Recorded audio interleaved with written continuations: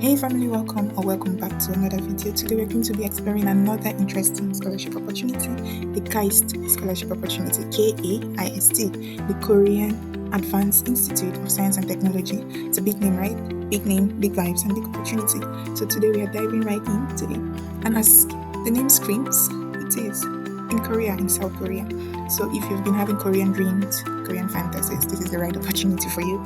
So real quick, the official link to the page will be in the description. So you should go ahead and click it after this video.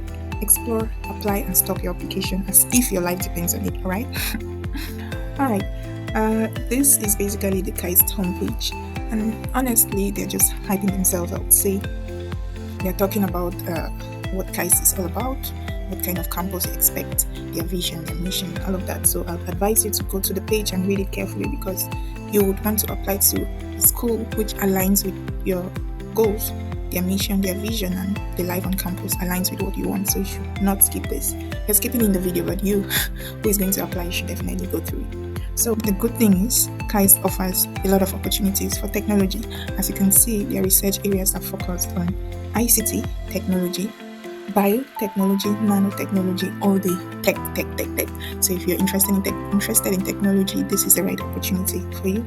There are other fields which cover about 20%, and you can explore that on their official page. So Kaist is big on research too, like big. They are into IT, biotech, and all of that, but they are also into research. If you're interested in research, they are very big on research. So they've published many research papers in and out of their country, internationally and nationally, and also they've obtained and registered for domestic and international patents. If you want to know more about that, definitely go to the page.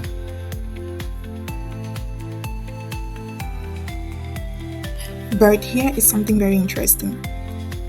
At Kaist, the language of communication is English. The language of instruction is English. So definitely you need to show an English proficiency, the IELTS, the TOEFL, and all of that. But it's a good thing. But also to be able to find your way around to survive in Korea, order food, and not get lost when taking the bus, for example, you should definitely know basic Korean. So that is also not required by the scholarship, but it will be good for you to acquire that. Kaishans, as they are called, people who have obtained the Kaist scholarship, have the opportunity of being supported by the government relations to visas, immigration issues, even settling in, and jobs at the end or during their studies, I think.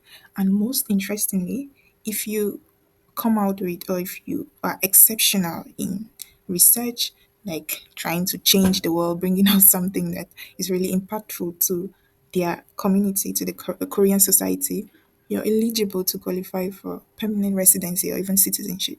So, so imagine yourself going for a degree, coming back with a degree, and it's permanent citizenship. That's so cool, right?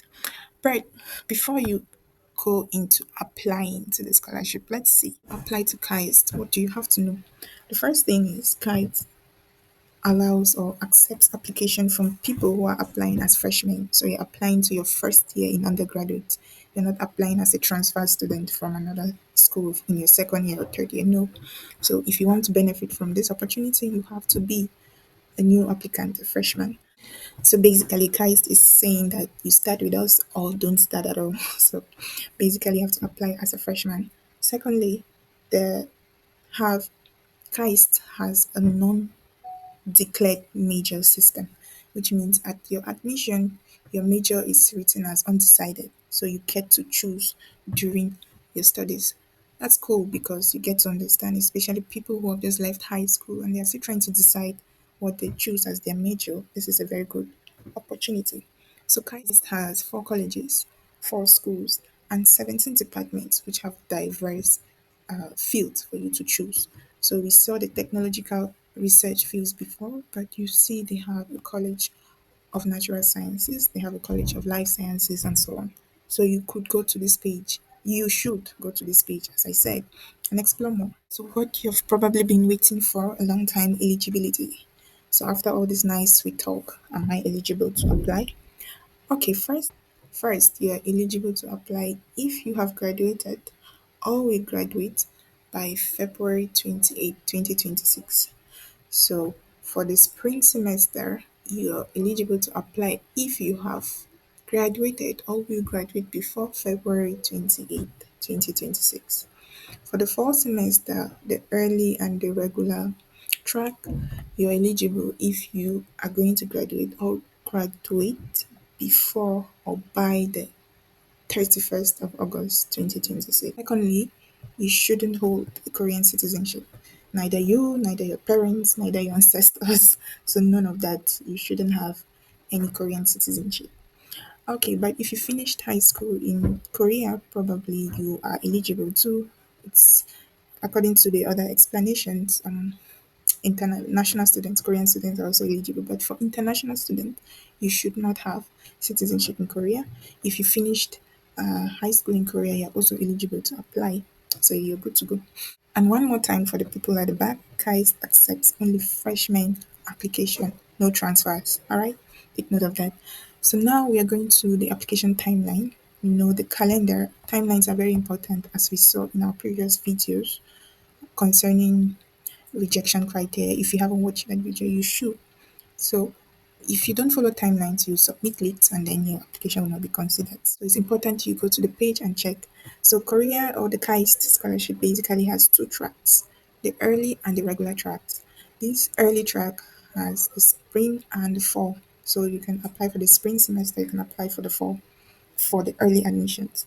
And here we have the application period between September 19th to October 23rd, while the fall track or the regular admissions has just applications for the fall, and the admissions has already begun and will end in January, so you should go and apply now. So you have deadlines for submission of documents, deadlines for recommendation submission, time when you would be expecting announcement of the results, reply to your admission acceptance and all of that, so that you don't kill yourself with anxiety. All right, so make sure you go through this calendar and take notes. Write it down in your book, write it down in your diary, and continue your application. Okay, but they have noted that these dates could be changed. So you have to visit the website often too, right, during your application process, so that you get to know if whether or not they have changed the dates. And there is an application fee. We're going to see that later, but you're not you're not allowed to change your application track from one to another, from early to regular, for example, after you've paid your fee, your application fee. So you should take note of that. So there is a full detail of the admission guidelines in a PDF on the page, which I advise you should go and download it and read it carefully before your application. So on this guideline you have details of the academic programs, you have details of the academic programs which you have seen before, the four colleges and the four schools. I have details of the timeline, as I said, the early and the regular tracks, and fall plus the spring semesters and all of that. You have that application process at a glance, which means they give you a summary of what the process will look like. You have to read the guidelines first. You have to visit the page and create an account. You have to review your application after all of that, submit documents, upload scanned copies of all your documents that are asked, and your recommendation letter. There's a timeline for you to submit recommendation and all of that. All of those details are in the application guideline PDF. So you should definitely go and read that. After getting into the details of the application timeline and guidelines, it's important for us to see the financial support that Kite is offering. So here you have just a table that shows you essential costs that have been broken down in into three tables, I think. Essential costs, optional costs, and then the Kite scholarship. So it sums up what you would use money for example, the cost of various things on campus, the ones that are necessary, very essential, and the ones that are a bit optional. Sorry, the ones that are optional. So it sums up all of this and then shows you what Kaist will be paying. And at the end of the day, you have a balance. That balance is probably what you need to have to be able to cover optional costs. So basically, this shows that Kaist covers just your tuition, NH, NIH premiums, and they give you a stipend. So that stipend you would have to use it for other essential costs and your optional cost. I hope this video helped you. I hope you're going to go to the official webpage. You're going to read more about this scholarship and you're going to apply to it. I wish you all the best. Make sure you like the video if it helped you. Subscribe and comment in the comment section below. Share with those who think this will help. And stay tuned because you're going to get more videos and more scholarship opportunities from me. Thank you and goodbye.